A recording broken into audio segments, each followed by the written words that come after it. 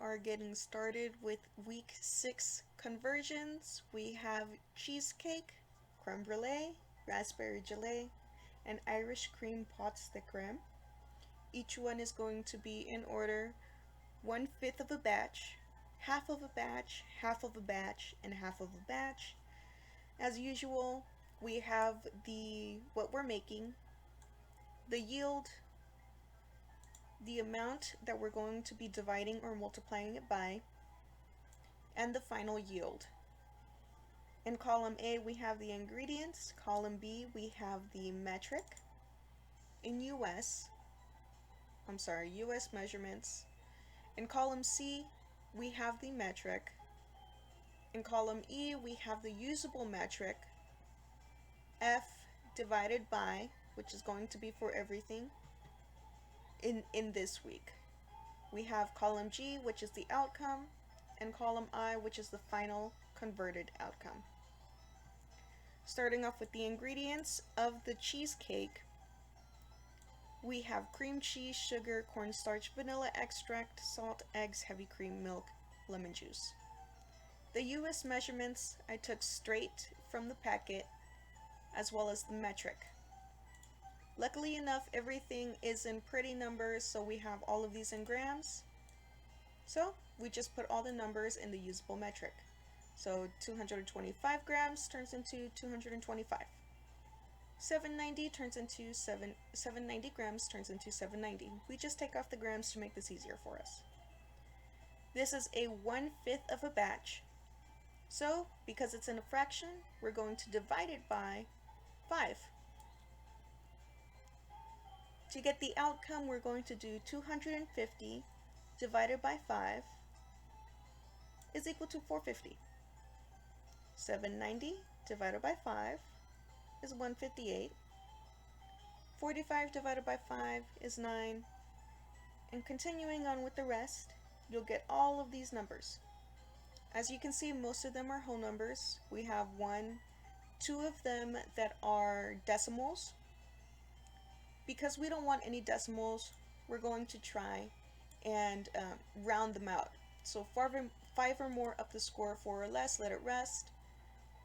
We have the decimal number, which is a 4 on the 4.4. Is 4 more than 5? No, so we let it rest. 4.4 becomes 4. 22.4, 5 or more up the score. This is not 5 or more, so 22. And just in case, as a reminder, I did not change these or convert them into anything else besides grams, so everything is still in grams. Our final converted outcome will look like this. 450 grams from the outcome, or 450 from the outcome turns into 450 grams. 158 turns into 158 grams, 9 turns into 9 grams, and as you can see, 4.4 stays 4 grams. 22.4 stays into 22 grams. And what you're going to write on your note cards besides your instructions are going to be the ingredients,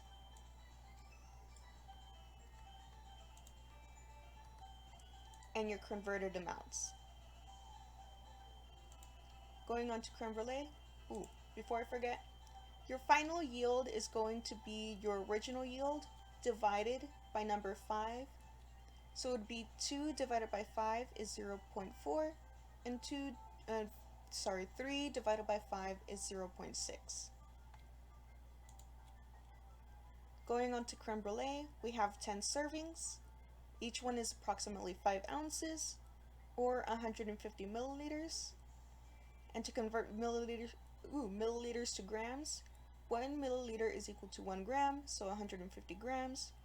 This is a half a batch, and our final yield is going to be 75 grams. And I got that by dividing 150 times 2 to get 75. Here we have the ingredients: heavy cream, sugar, salt, vanilla bean, egg yolks. We have the US measurement, and then we have the metric. Now we have, for the salt, a pinch and a pinch. That will be the same throughout the whole conversion and outcome. And then we have the 0.5, 160. All of these are taken straight from the packet. And then we're going to go on to our usable metric. Since these are all pretty numbers already, we're just going to take away the grams and switch it over. The only one that will be different is the vanilla bean. We weren't given an ounce per vanilla bean, we were just given one. So we're going to continue with one. So this is a half a batch, so we're going to divide everything by 2, and we do that because we were given a fraction for the batch amount. Our outcome will turn out to be 910 divided by 2 is equal to 455. 170 divided by 2 is equal to 85. 1 divided by 2 is 0.5. 160 divided by 2 is 80. Now we have that one number, 0.5. We can keep it 0.5, but because we're trying to keep everything in a whole number, we're going to make this one a 1. 5 or more, up the score, 4 or less, little rest, just keep it ingrained inside yourself. So final conversions,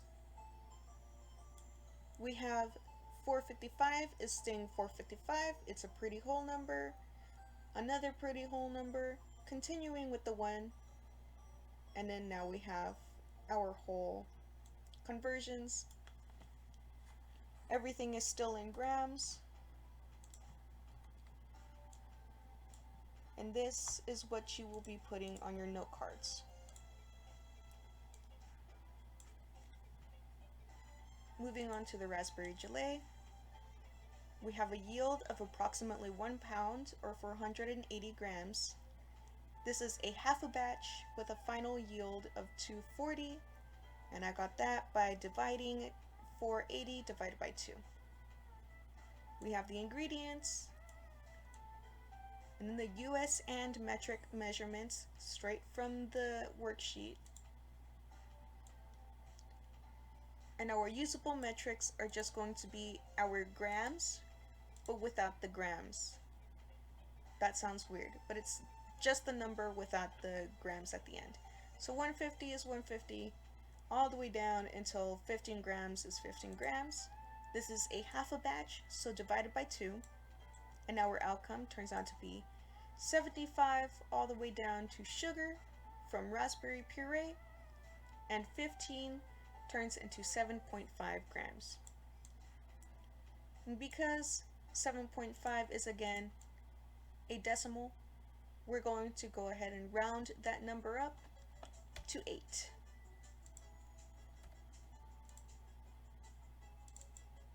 How did that happen? Oh well. Alrighty, so our final conversions and outcomes will be 75 grams from raspberry puree all the way down to sugar, and for our sheet gelatin, it's going to be 8 grams. And again, these are what you are going to put for your notes.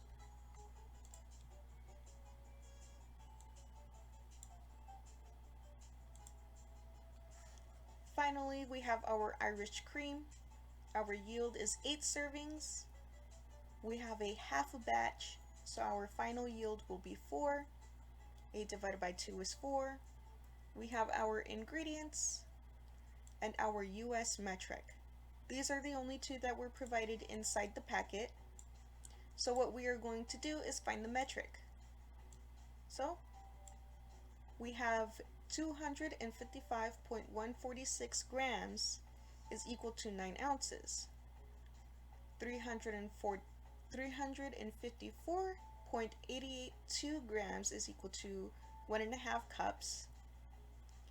Egg yolks, we were given 6 whole egg yolks, so we will just transfer the 6 whole egg yolks instead of putting them into grams. 5 tablespoons is 73.934 grams. 1/4 of a teaspoon is 1.232 grams. 1 teaspoon is 4.929 grams. 1 tablespoon is 14.786 grams. 2 tablespoons is 29.574 grams. And these berries at the end, they are optional and they can be used as a garnish, so I just place them to taste. Our usable metric now will be focused on the grams and making them into whole numbers. So 255.146, we're going to look at the decimals or at the numbers behind the decimals. Since I put everything 3 numbers behind the decimals, we can go to the third. 6 is higher than 5, so it turns 4 into 5. Now 5, we have 255.15. Now we look again at the number. We have 5 is 5 or more, so the 1 turns into a 2. But even if the 1 turns into a 2, the number 2 is less than number 5, so 255 stays 255. And again, we'll look at this one. 2 does not affect number 8, so we look at number 8. 8 is more than 5, so we turn this 8 into a 9. Then 9, let's go, 354.89. Sorry, making this easier. So 2 does not affect anything.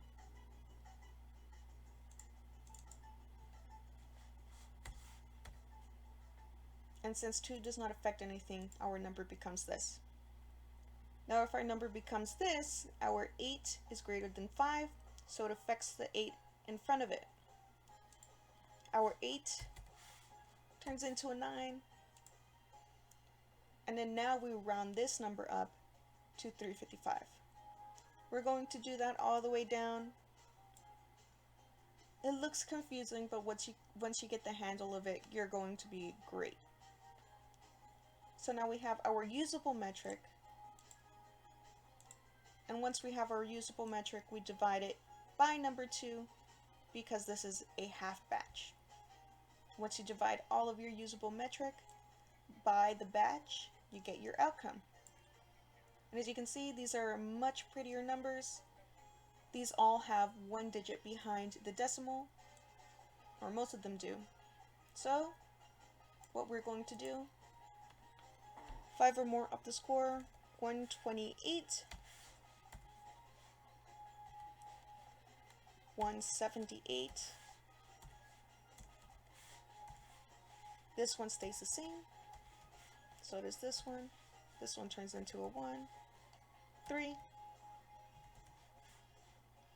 8, and this one stays the same. These are all our rounded conversions. And our final outcome are the same conversions as the ones that we just did, just rounded to a prettier number.